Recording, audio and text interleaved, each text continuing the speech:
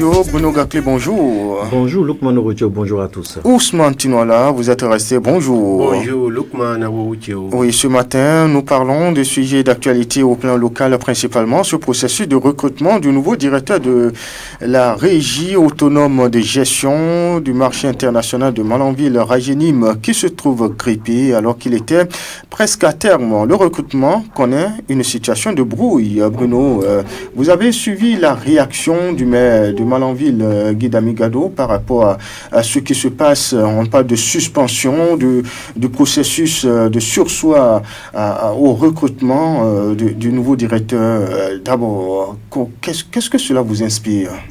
Je pense, ma foi, que Lukman Oroutio, dans un monde où il n'a pas la presse, que ça passe, ça fait ce que ça veut. Mais aujourd'hui, dans l'argumentation du maire et dans ses explications, j'ai vu le maire un peu pondéré, je l'ai vu pondérer. J'ai vu le maire qui vraiment donnait des explications au-delà de nos entendements. On a vu combien de fois ce qui est dit, c'est-à-dire dans le couloir de la ville, comme quoi il n'y a que lorsqu'on prend des décisions, lorsqu'il s'agit des décisions pour le développement, combien de fois les gens ont la télécommande, les gens ils ont une puissance qui ne dit pas son nom, même au-delà, hors de Malanville. On a vu que c'est purement politique, les postes où on pouvait permettre à des gens de parler du développement. Vous voyez? Et ce qui est bizarre, ces derniers sont là, ils ne pensent même pas au développement, notamment de la commune. Vous pensez comme le maire qui voit des manœuvres politiques, c'est ça? Lukman Oroutio, oui. Vous savez, quand le Béninois commence par dire ces trucs et vous entendez ça plus bas, il sera temps de le dire plus haut parce que c'est réel. Vous voyez, moi j'ai aimé la franchise du maire. Le maire, au-delà de ce qu'on peut croire, le maire, il a dit toute la vérité autour de ce processus de recrutement. Comment on peut comprendre qu'un processus est lancé et vous, en tant qu'un ancien qui gérait la chose, vous n'avez pas peut-être eu la lumière de déposer les dossiers, mais il était temps. Bon, si dans les cahiers de charges, il est dit que la gestion c'est pour 2 ans, mais après 2 ans, si un processus de recrutement est lancé, vous postulez comme les autres candidats. Mais ici, le processus a été lancé. Tout est fin, prêt. On connaît déjà ceux-là qui ont glané des notes. Et du coup, on sonne du haut. On dit, attention, il va falloir que le processus s'arrête. Que ça s'arrête au nom de quoi? Mais c'est de ça qu'il s'agit. Très bien. Et tout à l'heure, Bruno Gakli, pour la suite de votre développement, Ousmane Tinoala, tout ça, c'est... on a comme impression que la question du développement de Malanville est mise en parenthèse. Et la question du développement Malanville est vraiment mise en parenthèse parce que à écouter le maire, il faut le dire, moi je l'ai écouté de long en large et je suis parfaitement d'accord avec le maire. Je suis juste d'accord avec lui parce que le maire il est en train de parler. Le maire voit une main invisible derrière, ou du moins s'il a estimé que finalement ces mains se sont rendues visibles avec le temps, mais ça reste, ça n'a pas de vérité. Je l'ai dit, le maire est en train de parler du développement.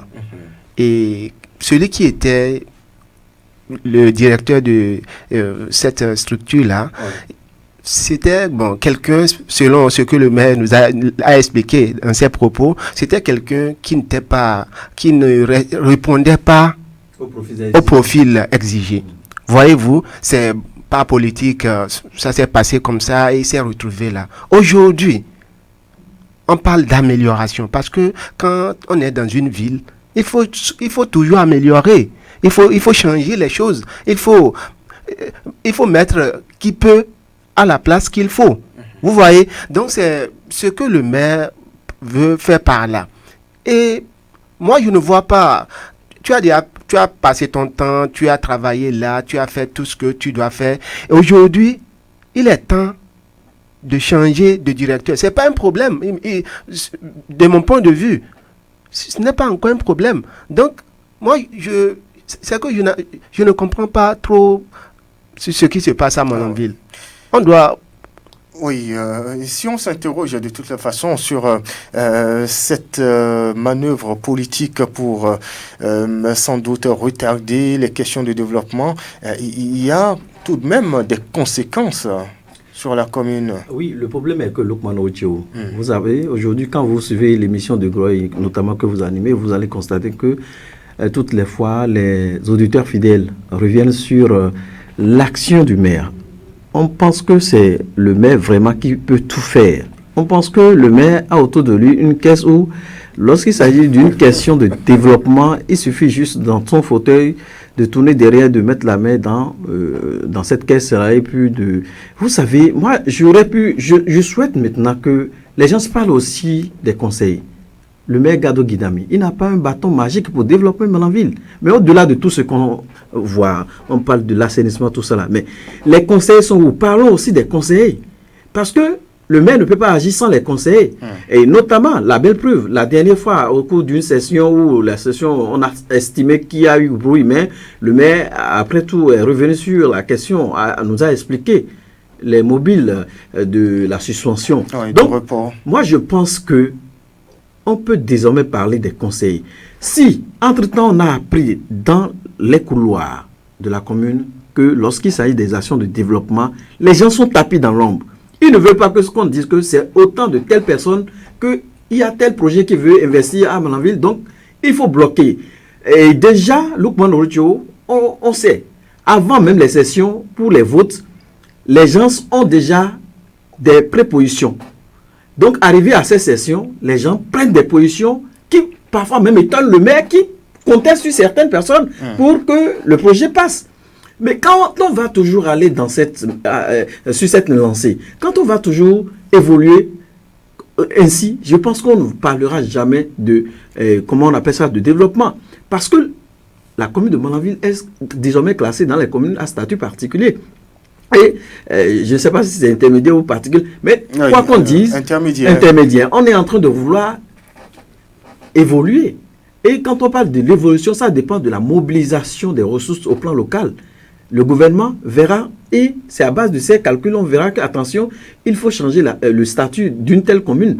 Et s'il s'agit du recrutement d'un directeur, on parle de la régie. Et la régie, on sait que c'est le marché. Et qui parle du marché dans une commune, c'est la mobilisation des ressources. La mobilisation des ressources pour le développement, pour la construction, pour meubler les écoles dont on parle de tables et bancs, pour assainir. Il y a les structures d'ONG qu'on peut accompagner la jeunesse au niveau des femmes, les associations, c'est ça. Parce que quand on parle de la mairie, c'est tout ça là, il faut voir. Mais est-ce qu'il faut continuer dans du faux? J'estime que je me rabats sur les propos du maire. Est-ce qu'il faut continuer ainsi? Si le maire, l'autorité communale, c'est lui qui a la police administrative, c'est lui qui est presque, entre griffes, quand on va caricaturer, c'est lui le représentant, presque, après le préfet, c'est lui le représentant du gouvernement. Aujourd'hui, il peut appeler le chef de l'État et communiquer parce que c'est comme ça fonctionne. Donc, si le maire, en tant qu'autorité, lui qui a la police administrative, voit qu'il faut organiser un tel concours à la faveur de tout le monde, il faut postuler. Quand vous avez le profil, ici il s'agit de concourir, ici il s'agit d'écrire. Quand vous avez le profil, vous pouvez même gérer 3 ans et qu'on vous critique, que ce soit sur les zones ou dans la ville. Si vous avez les profils, vous battez ceux qui vont déposer le dossier avec vous. Maintenant, quelle est la part de vérité de ces derniers? C'est de ça qu'il s'agit. Lorsque le maire sortit, on aurait pu... le directeur pouvait sortir aussi et nous donner les explications de savoir qu'est-ce qui a motivé son absence à postuler. Parce que c'est une réforme. La commune veut réformer, veut avoir un nouveau directeur et a lancé de façon crédible et fiable, n'est-ce pas, ce concours ouvert à tout le monde. Les gens ont postulé. On aurait appris qu'ils sont même allés loin dans le processus. Et du coup, de loin, c'est qu'on a la télécommande, on dit non, il faut suspendre. Il faut suspendre au nom de quoi? Au lieu de penser au développement. Quand on réforme, c'est que acceptons qu'on réforme. Il faut qu'on partent des considérations politiques lorsqu'il s'agit des intérêts communs. Ça, c'est des considérations politiques.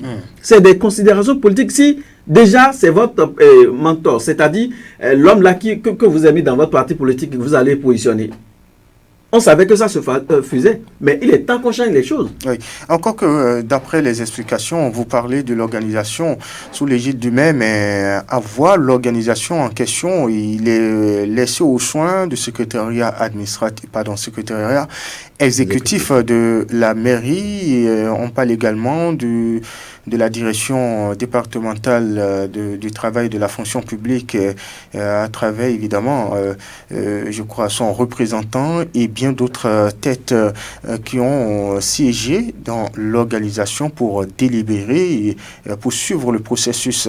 Avec tout ça, Ousmane Tinouala, quel est le sort de ce processus selon vous? Bon, et vous savez, Lukman, il faut... Malanville a un souci. Malanville a un souci. Le souci, c'est que nous ne savons pas faire la politique. Voyez-vous? Oui. Nous ne savons pas faire la politique. Oui.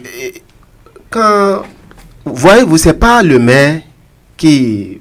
Ce n'est pas lui seul qui est à la base de tout ce qui est là. Ce n'est pas lui qui décide. Vous avez vu, tous ceux-là que vous avez cités ont mis leur main à la pâte pour que ça soit vraiment une réalité. Maintenant, pourquoi, après les résultats, il doit avoir encore de soucis? Moi, je n'arrive pas à comprendre. Il ne devrait pas avoir un souci là, puisque ce n'est pas quelqu'un qui a décidé. Voyez-vous, nous avons une autorité, le maire qui est là, entouré des conseillers.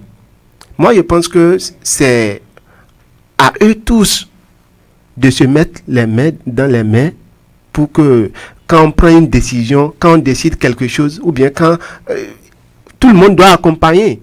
Il doit pas avoir, bon, certains disent oui et d'autres disent non, et c'est ça le vrai problème ici à Malanville. Très bien. Bruno Gakli, voilà, pour certainement les dernières prises de parole, est-ce que vous pensez qu'il pourrait y avoir un revirement de la situation après cette suspension? Je dis toujours que si vous avez la tête froide, vous savez, vous croyez en vous, en vos compétences, lorsqu'il s'agit du test, je l'ai dit tout à l'heure, l'ancien directeur, il n'a qu'à postuler. Bon, au regard de ce qui se passe, c'est une actualité, je vais dire, purement politique, où de là-bas, du plus haut, on sonne le téléphone. Mais le poste, il est beaucoup plus technique. Le poste est technique et administratif. Moi, je ne sais pas pourquoi cette tractation autour. Donc, en tout cas, on attend de voir. C'est sûr que cette actualité va remonter au niveau du gouvernement. Le gouvernement, si, au plan local, on vous donne la main d'organiser, on a organisé, on voit qu'il y a des problèmes dans l'air, allez, le gouvernement va prendre en charge, ils vont lancer un avis, et puis on va recomposer. C'est sûr que si le gouvernement se saisit du dossier, il y a deux cas. Soit on reconduit au sein de ceux-là qui ont composé, on retient celui qui a obtenu la meilleure note, et puis on le positionne d'après ses expériences et ses compétences. Deuxième cas, c'est que le gouvernement va se saisir du dossier et relancer un test. Si vous êtes bon, et puis, paf, on vous positionne. Donc, moi, je vois un peu l'image que ça va donner dans les tout prochains jours. Et que, en tout cas, on attend de voir qu'est-ce que ça va donner. Mais si quelqu'un sait qu'il est frustré dans ce dossier-là, qu'il donne de la voix pour qu'on comprenne le fond de ce qui se passe. Le directeur, on a appris qu'il n'a pas postulé. Mais pourquoi? C'est sûr qu'il était informé. Peut-être il n'est pas preneur, il n'est pas partant pour rempiler à la tête de la... Voilà, c'est tellement qu'il est fatigué. Bon, non, ce n'est même pas ça. L'ancien directeur, on parle d'un niveau d'études. Voyez-vous, on parle d'un niveau d'études et l'ancien directeur n'a que la licence professionnelle, alors que c'est au-delà de la licence qui est demandée. Il ne peut rien. Il n'a pas le choix. Ça. Il ne peut plus rien parce qu'on ne demande pas ceux-là qui ont la licence. On demande plus que ça. Oui. D'accord. Comment il peut postuler dans ce cas-là? Et pourtant, Malanville a des défis. On ne devait pas arriver jusqu'à ces détails. Oui. On devait viser beaucoup plus à relever les défis communs à Malanville. Mais on a l'impression qu'on s'attarde sur des détails. On s'attarde sur des détails et j'ai compris peut-être que, entre griffes, peut-être c'est la tête du maire qui ne plaît pas à certaines personnes. Moi, je l'ai dit. Quand vous faites bien, on va dire que vous faites bien. Quand c'est bon, c'est bon. Quand vous faites mauvais, vous ne faites pas ce qui cadre avec le développement, on va le dire. Le maire, au-delà de ce qu'ils font à la mairie, ils font leur travail, mais je dis, la population doit accompagner le maire dans ses actions de développement. Les conseiller. Et c'est ce pourquoi je dis, on doit toujours, quand on dit mec Guillaume Gado, on doit aussi dire les conseiller. Parce que nul ne détient le bâton magique pour développer sa maison ou une commune. Ici, il s'agit d'une commune, ce n'est pas une maison. Donc, ça voudra dire que l'accompagnement de tous les acteurs autour de ce leader, je ne sais pas quel est son bord politique, mais c'est le développement qui prime sur tout ce qu'on parle, tout ce qu'on dit en matière de politique. On va découvrir à présent la une des journaux, les canards paru parvenant à notre rédaction, et c'est Fraternité qui s'installe en premier ce matin. Réforme du système partisan au Bénin. Le vrai visage des partis politiques, une dizaine de partis dans l'illégalité, constate en manchette le journal. Soleil levant s'installe l'évaluation des enseignants universitaires. Le gouvernement béninois clarifie sa démarche.